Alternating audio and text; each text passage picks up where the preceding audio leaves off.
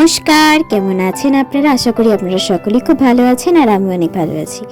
আপনারা দেখেছেন সেদিন গিয়েছিলাম দাদা বৌদির বিরিয়ানি খেতে, যে কারণে শিয়ালদা পৌঁছে গেছিলাম বেশ সকালবেলায়।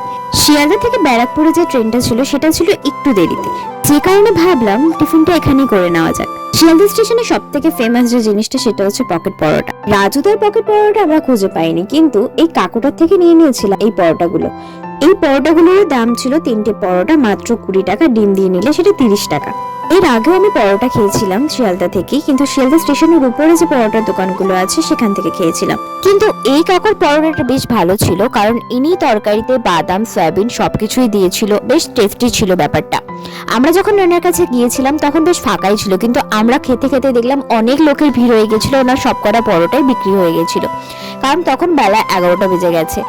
আমার তো বেশ ভালোই লেগেছে খেয়ে, আপনারা ট্রাই করতেই পারেন। তো আজকের মতো ভিডিওটা এই পর্যন্তই, পরের ভিডিওতে আবার দেখা হবে, টাটা।